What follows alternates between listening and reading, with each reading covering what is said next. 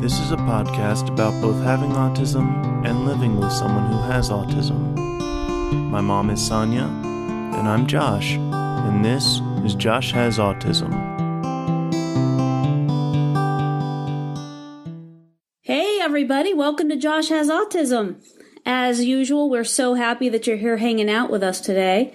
And Josh is not here, but I am, and I'm so happy that we have a special guest with us.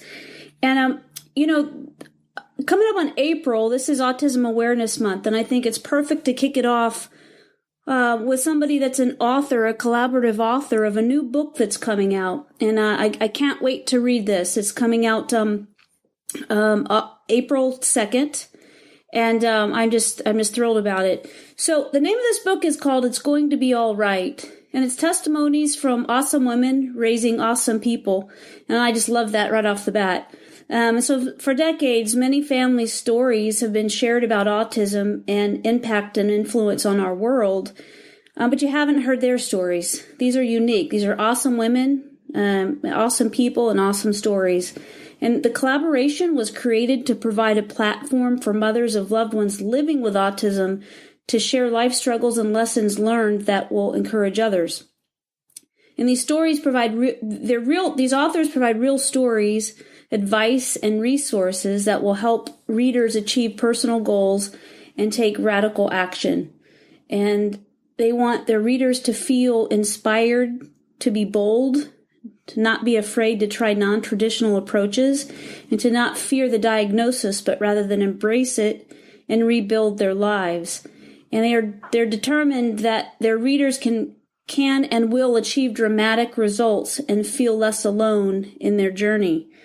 Whew, that was a mouthful, and I got to tell you what, it's awesome. It is awesome. As a mom that has a child with autism, I just can't wait to read this book and get as much as I can out of it. So having said that, drum roll please, welcome Holly Teagarden. I'm so happy. Hello, how are you today? I'm good. I'm so happy that you're here with me. Thank you for being willing to do this podcast. I really appreciate it. Yes, it's awesome. So the AU, we've now decided that we're using that in everything we do with our hashtags and how we speak to people. Okay. Okay, sounds good. So this sounds like an amazing undertaking. And the first thing that I want to ask you about is, how did 12 moms get together to write a book about their children with autism? Yeah, it's so interesting. So there was one mom, April Green. She kind of was the visionary of it. And so she knew a couple of moms that had children on the spectrum. And then one of those moms knew a couple of moms. And it just kind of branched out from there. You know, as we said, we all have different stories. Our children all have different diagnoses on the spectrum. And yeah, I mean, we all felt the kinship, and we've now become friends since we started this path. But it really started with one mom, and it just grew from there. And do you all live in the same vicinity? Sure. So 8 of us actually live in Western PA, around Pittsburgh, and then the rest live in Maryland. Oh, okay. Yeah. We're a little bit spaced out. But yeah, the majority of us hail from the Pittsburgh area. Okay. And so that's pretty cool that you all got together. And did you just decide that this would be, it's not just a book sharing stories, this is a way for us to empower parents? And is that something that you set out to do from the beginning? Yes. You know, I think so many of us, I've been on this journey. My daughter's going to be 12 next month. We got the diagnosis when she was 3. I think for me and for many of the other moms, when we first went down the path, we had no resources. We didn't know what path we should take, which companies or organizations we should reach out to. And so with this book, we're kind of paying back, and we're providing a ton of pages of the book will be to resources, and even our stories provide tips and resources. My testimony that I share is about birthdays. And so for folks who have children on the spectrum, I think we've all had kind of that birthday story. And so not only do I provide my testimony, but I also provide tips for parents on how to kind of manage birthdays, whether you're going to someone's birthday or you're having a birthday party for your child. Because parents or family members of someone on the spectrum would understand what you're talking about completely. But those that don't understand, haven't experienced this, what basically can happen is there can be an overwhelming sense and an overload, so that on something that most people would think that is an enjoyable time, a birthday party, a get-together, can actually shut someone down that's on the spectrum. And it's just it's an important part of autism that I think that is a piece of it that looks different for everyone, because I think it is important to say that, everybody on the spectrum, they might share experiences that are similar, but everybody's an individual. So there's some character traits that might go from one person to the next, but everybody is different. So therefore, every story is different. Yes, and what was interesting, so 2 weeks ago we had an opportunity to actually read all of our stories. And each testimony was completely different. And again, as I was saying, our kids, they fall, from nonverbal to more of an ASCII diagnosis.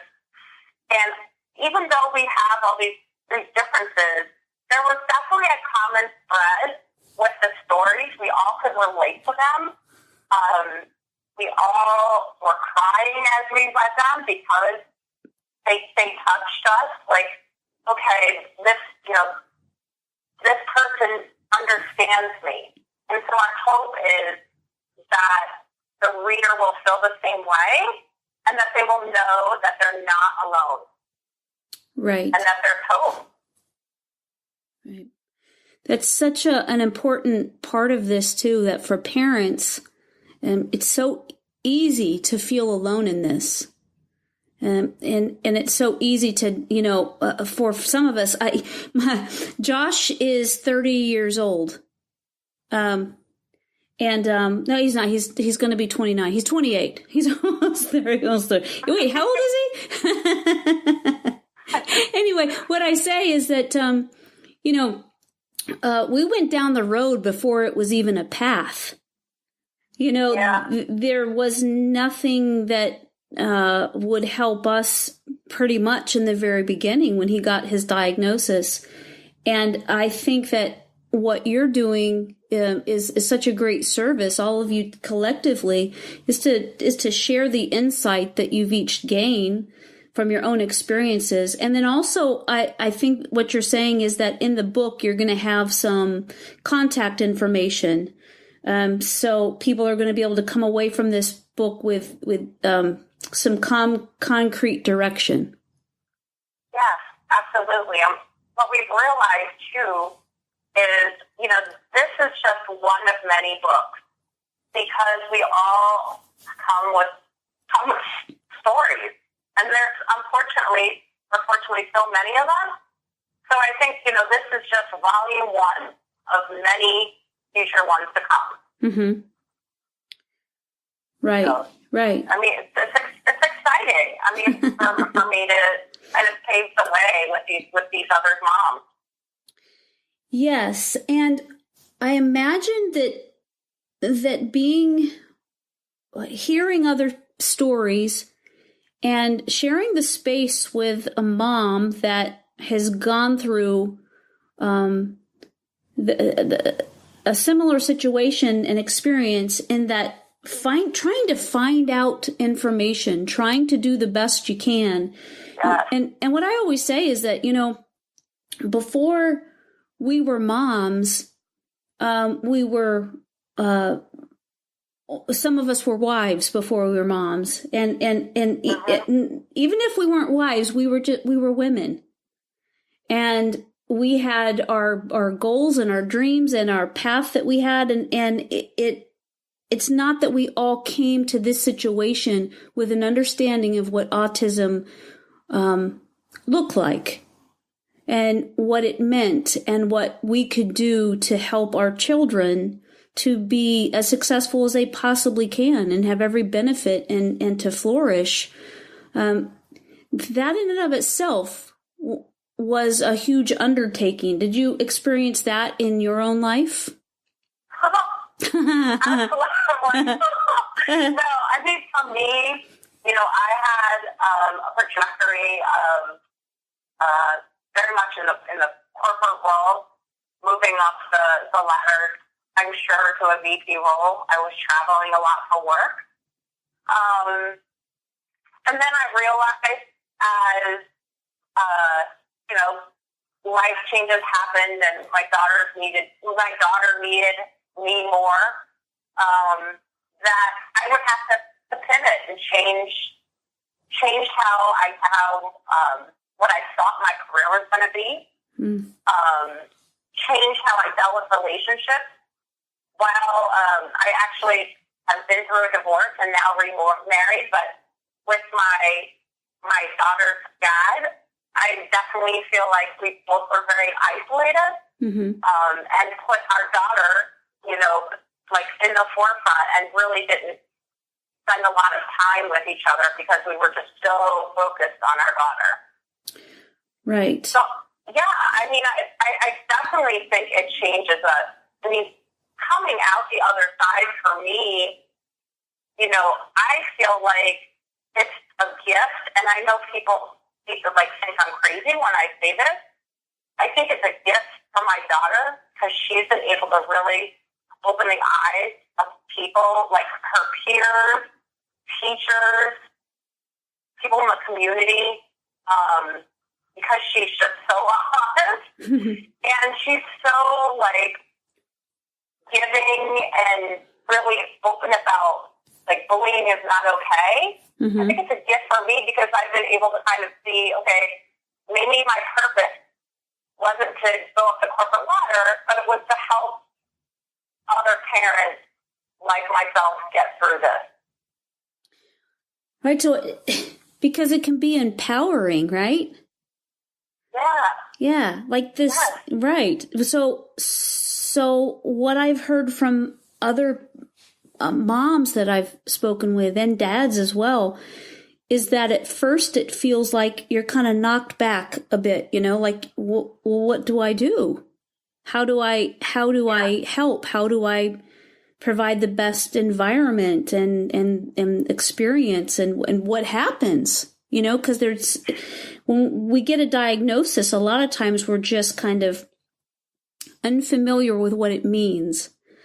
And I think we have this expectation, right, when our kids are born, or at least I know I did, that, my kid was going to be this way and she was going to, do these things. And, I'll never forget when in pre-K, when they were she might not, she's so far behind, there's no way she's going to keep on the path of, a normal student. Right. And to hear that, you're whoa, my expectations of, this child are, blown.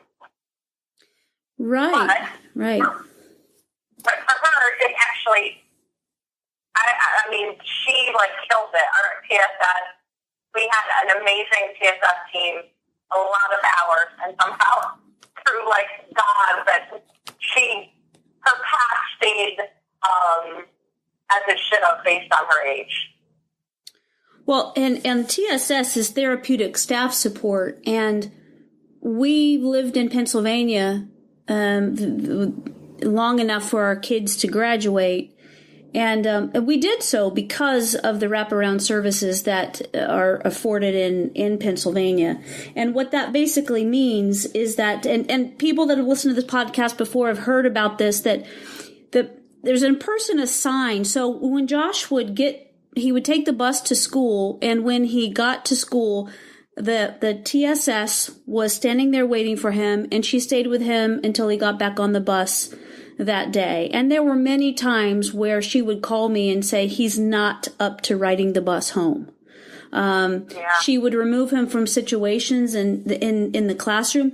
And the reason that the TSS is so helpful is because I know sometimes, well, for Josh, as we always say this on this podcast as well, we can speak for what we know about Josh, right? Because everybody's an individual, and we don't want to just make blanket statements saying everybody with autism is like this, because that's not true. But with Josh, we tried counseling, and he couldn't take the information that a counselor was giving him in his office. Josh couldn't take that and apply it to real time. It was impossible for him to do. So the TSS is somebody that in real time can prompt and redirect and help a child with autism to understand in the moment how to do something effectively. Well, I mean, us, and you're right, everybody's different. For us, our TSS, because we had so many hours, and just the people that they were, they became family. Yes. I mean, we had the same TSS the whole time, which I know is unusual. And now when I post something about my daughter on Facebook, they're like, yeah, awesome. And I show her, and she's like, yeah, Betsy still loves me. But yeah, I mean, they taught my daughter how to tie a shoe. Like elementary things that like most people like, but they were massive things that they helped us get through. Exactly. And our experience with the TSS was just a wonderful experience. And you're right that Josh's TSS became like family to us, and we laughed and we cried, and she was right there invested in his reaching milestones. And when they happened, she was beaming as well. So, yes, when you get a really the right fit, because not everyone is going to fit together, but when you get the right TSS and it just meshes and it works, it's life-changing.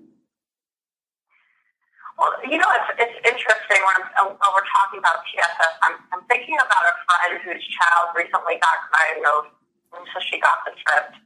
And she called me, and she's like, "Now what? What do I do?" And to go back to the book, she was like, there's still somewhat no path. She was like, "Okay, like what's next after this? Like they gave me this, and I don't know what to do with it. Like, who do I call?" Right. And so it's just blows me away that even after all this time that we're still at a path where parents are like, "Oh my gosh, I have no idea how to navigate this." Correct. Yeah. It's really, really tough even today. And so in your book, and I haven't read it yet, like I said, and I can't wait to read it. So you have connections for people to make, and the stories that moms are sharing Are they, you said that everyone is different, so I imagine they're sharing their path and their emotions through the experience. Absolutely. I mean, and we have parents, I'm trying to think of the age range of the kids. I want to say 23, no, maybe older, probably 25, will always live with, his parents, down to 10, maybe 9. And so, these are each of us had one story, for lack of a better word, a testimony to tell. Right. And they were just, they're painful. I mean, they're really tough, but it's real. I mean, we've all gone through those real tough moments. But the thing is, it's the encouraging part of that story too. It's like, listen, this is how I got through it. You can get through it too. I'm sure you've read a lot of books that like me to kind of make sense of all this. And I honestly have not seen a book like this. I've seen like one person telling their story, but nothing where all these moms are telling stories and there's resources available too. And I think that's such an important aspect, is to be able to share those resources. And even when somebody reads this book, even if they don't live in Pennsylvania or they don't live in Maryland, it sounds like they're still going to have kind of a roadmap to navigate how to get where they need. And then they would just need to find out what that's called in their particular state, right? Like with an adult, like Josh, we, up in Pennsylvania, there's something called OVR, which now down in Florida, that's called VR. They got rid of the O. I don't know why. They got rid of the O. But it's the same thing. So information that you share in your book, might not be exact, but I feel like it's going to be so important and beneficial for people, because they're going to be able to at least see the roadmap there for them. Yeah, and if we did try to get as many national resources as well, knowing that this book was going to be read, not just to people in Pennsylvania and Maryland, but it was definitely a larger scale. Right. And people, essentially, it could be read by people all over the world. Yeah. Which is... Right? I mean, it kind of blows, like, after we finish, it's just like, and then, we got the manuscript, and it's like, oh my gosh, like, this could really help so many people. And I think about myself and how alone I felt, at the beginning of this journey, and how I would have loved a book like this, and how, what would have, how my life would have been changed because of it if I had read it. Yeah, a piece of this that's so important is not just about getting the information that people are going to get from reading this book, but from having the connection to know that other parents have gone through this, and you don't have to feel so alone, because there's others that have gone through this, others that are going through it right now. And when you do this, I really appreciate people that don't have family members on the spectrum taking the time to understand what autism is. And those that read this book but they don't have any family members that are on the spectrum, the thing that they won't know, perhaps, is that when you're parenting someone on the spectrum, you have good days and you have bad days, but you're never sure what's around the corner. And I remember being in a meeting one time where they were deciding how many hours Josh needed a TSS at that point in his life. They were talking about cutting the hours back. And I got there, and they wanted me to know, how many times a day does he do this? How many times a week does he do that? And it was very difficult because I didn't know they were going to ask those things. But when I thought about it, my answer to them was, well, right here, sitting here right now today, there's no way I can answer that because I would have to fill a notebook. And the fact is that we're not talking about how he is one day of the week. How about, an hour of the day? So it's a very, very stressful experience. And it can feel overwhelming because there have been times where I just think, look, I'm just a lady that had a kid. I didn't know that I needed to have all this information and this understandings, and I didn't know that I would need copious amounts of patience. Something that I needed to go buy some. You know what? That's so.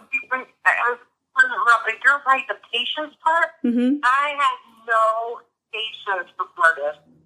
It really does bring you to your knees to have it. Otherwise, oh my gosh, talk about bumps in the road. Talk about what? And not having this requires you to have patience. Yes. Don't have it. Mm-hmm. The bumps in the road will be much larger than they need to be. Yes, and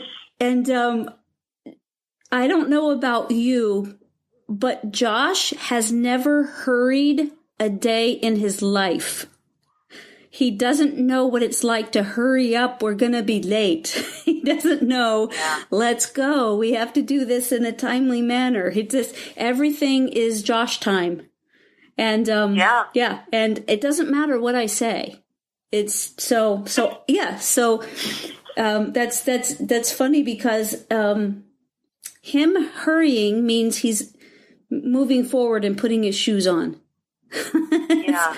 It doesn't mean he's going to put them on real fast and run out the door. It's when I first started dating my husband. Now, I think for him, it took an adjustment to date somebody that had a child on the spectrum, and there were things that he had to kind of get used to. And one of the biggest things I think was just like what you're saying. Sarah's time, right? Yeah. And her time is like, she takes a shower at 8 o'clock, not 8:01 or 7:59, but at 8 o'clock. And if it's 8:01, there's going to be a problem. Right. We're so structured. I think for him, he was like, wow, okay, this is how it works in this household. And it's just a way of life that I became accustomed to her, and now she's become accustomed to each of us. But I think on the outside looking in, I'm sure people who don't understand, they must think, like, what is wrong with this militant family? Why are they doing this? Mm-hmm. Like, what do they mean they have to be home by a certain time? Like, what are they talking about? Like, right. I'm sure it might look a little crazy or odd, whatever you want to call it. Well, it might, but it works, right? Oh my gosh, yeah, it totally works. The whole schedule thing. I kind of live and die by that. I think one of the things that you were saying before was it reminded me, with the sensory overload issues. Those things could happen at such a moment's notice, and all of a sudden you are going down like a meltdown that you had no idea 5 a minute ago was going to occur. Right. And I think on the outside looking in, people again must be like, what's happening here? But, like, you have to have that patience and just be aware that these types of things are just, like, always going to happen.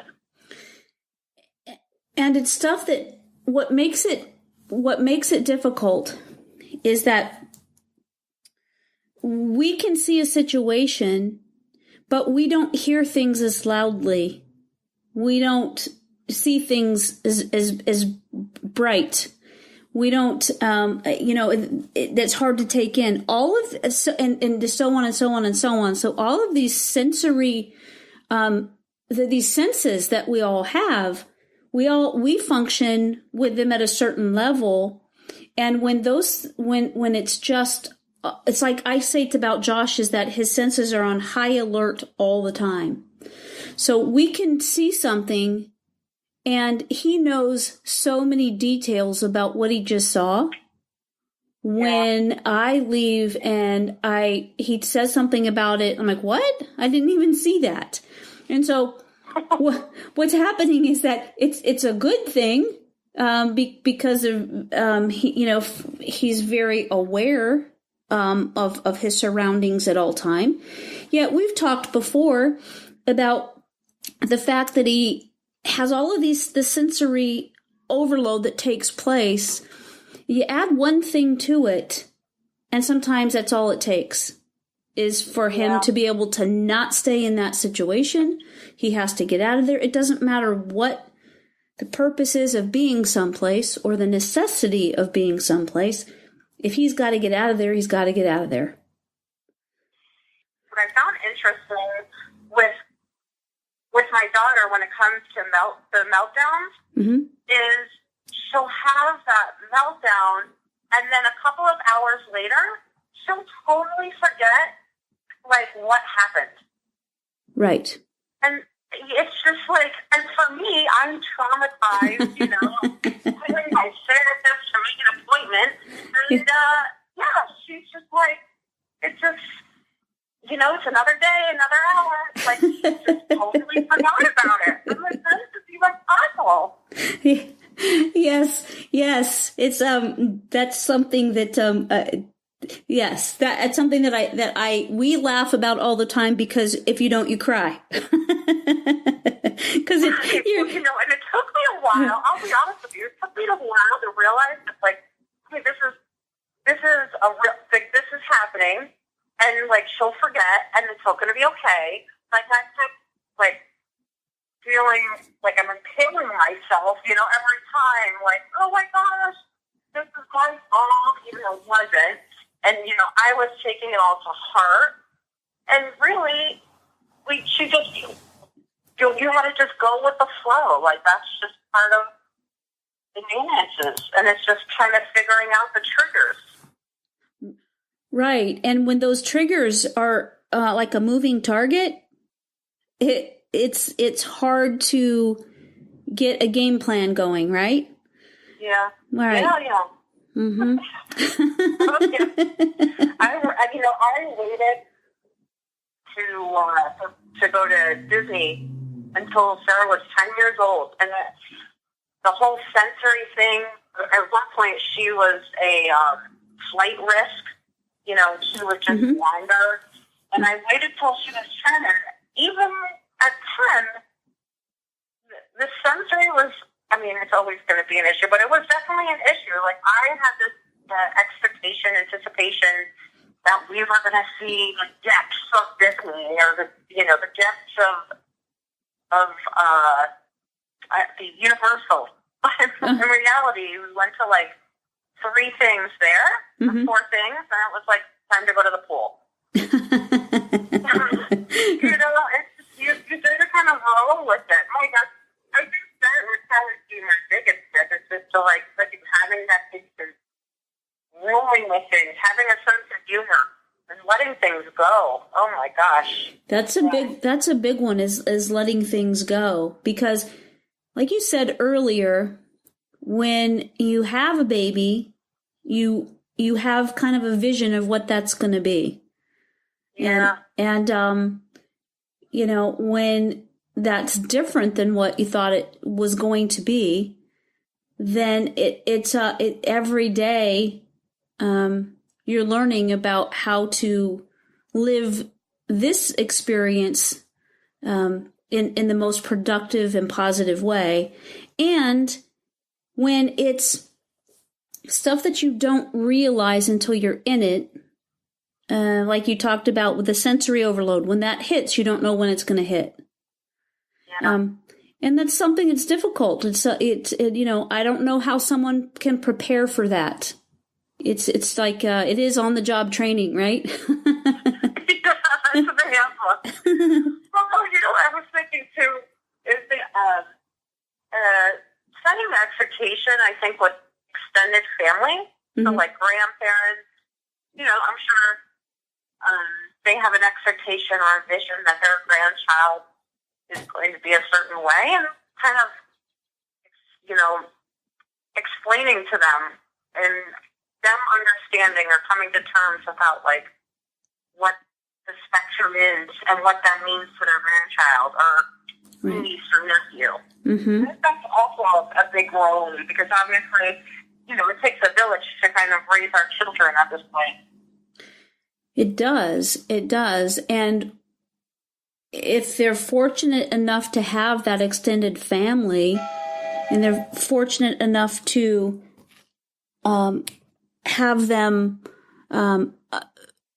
understand, to be in a, because that's, I hear from people that, that's another aspect of it where, a generation, before us, or two generations might not be so understanding. They just say, "Oh, that boy just needs a paddle to his bottom."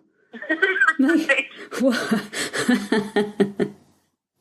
just I love when they'll be like, I think they're just. I was at a coffee shop last week, and a gentleman was asking what I was working on. I told him, and he was like, I think they're just, borderline diagnosis.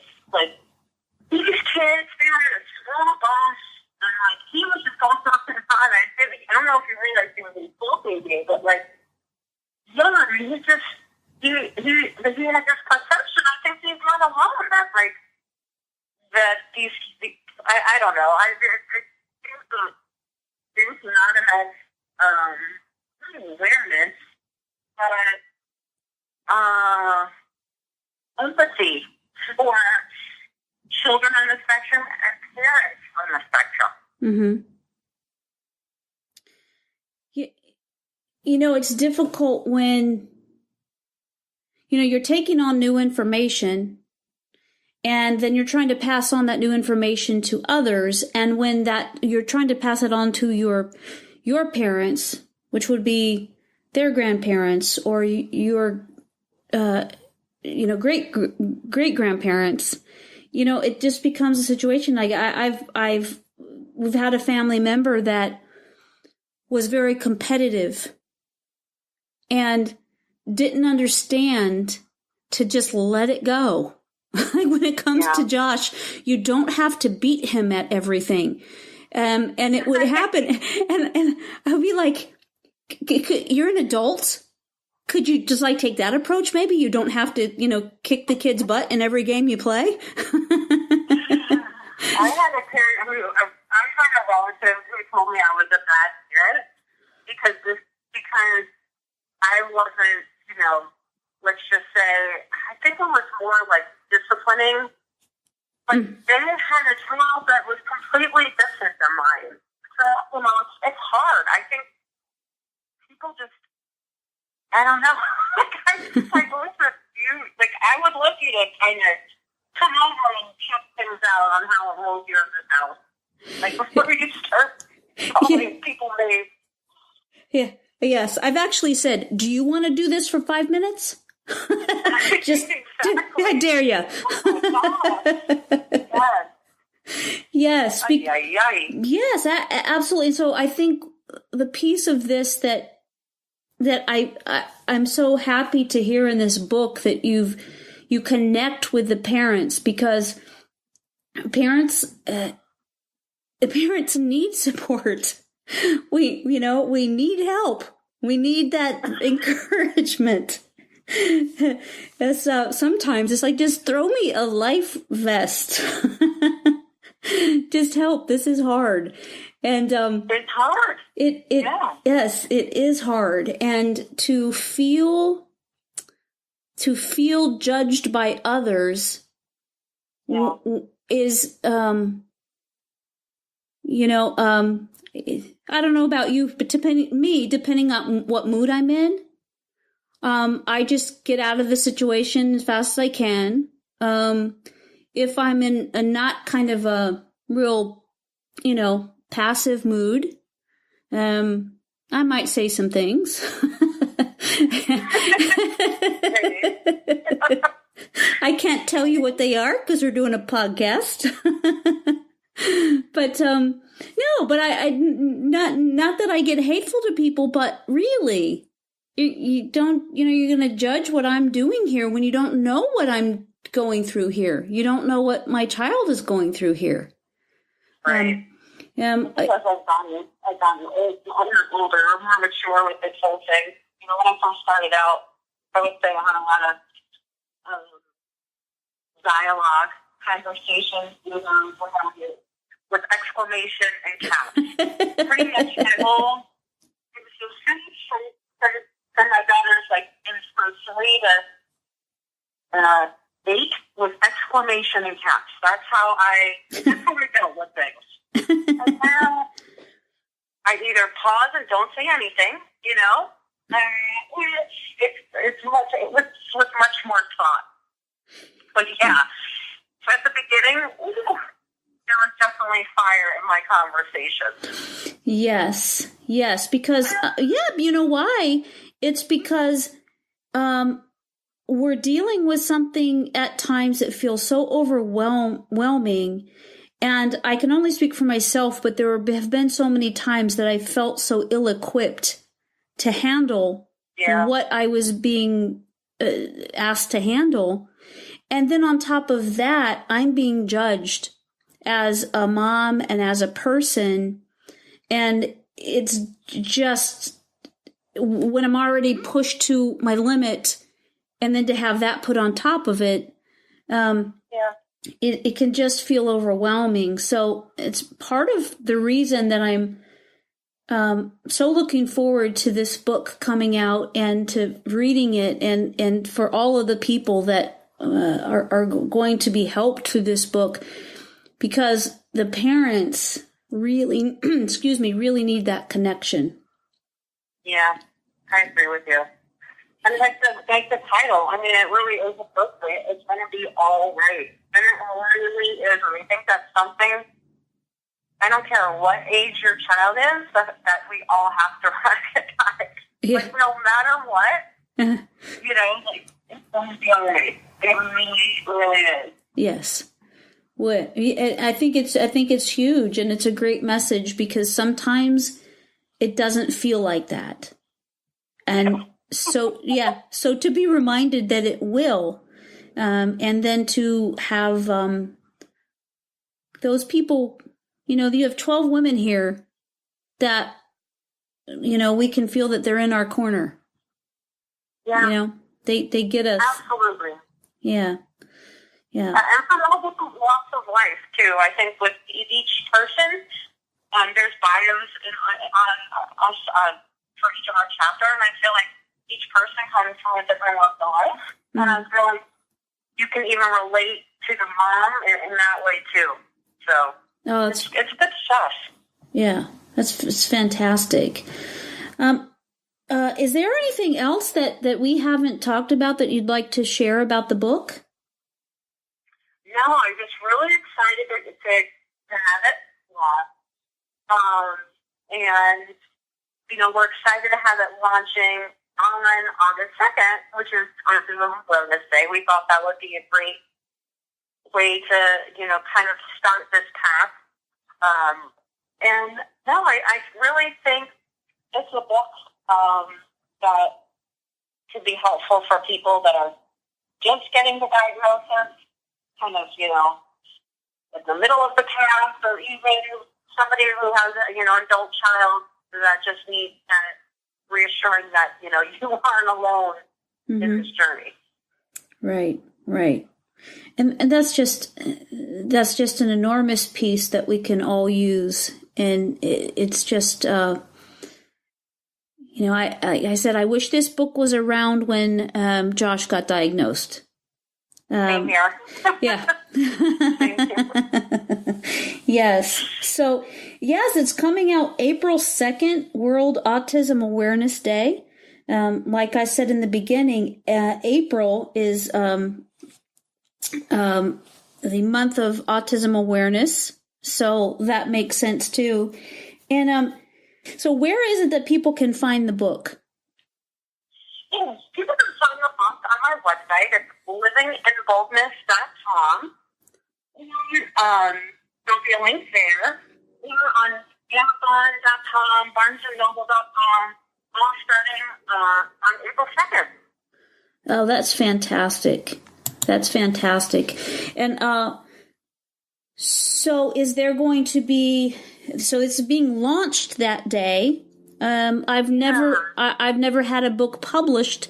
What does that look like? Are all of you ladies gonna get together and celebrate the launching of this book? Is there going to be a book signing? How does that look?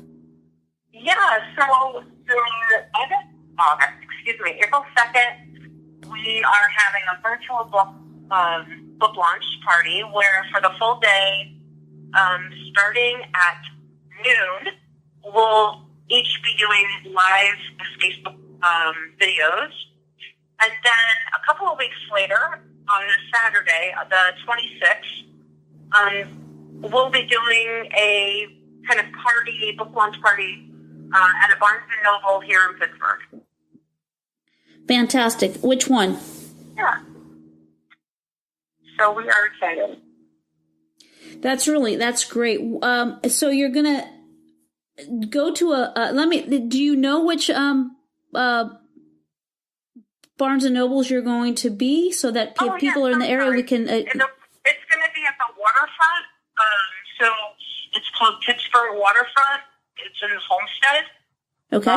It's the Barnes & Noble there. Okay. All right. Fantastic.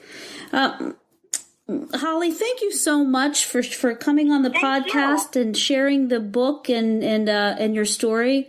I really appreciate it, and I just wish you all the best, and really hope that this just takes off and really helps people out there the way that it's intended to do. So, thank you. Thanks for having me on and letting me chit chat about my daughter and the book, and just having sharing our stories together. Yeah. Yes. You're welcome. You're welcome, of course. So I thank you. I thank everybody for listening today. Again, there's a launch party, April 2nd. This book is coming out, and it's going to be all right. So I encourage everybody to go buy this book, learn and heal and feel connected.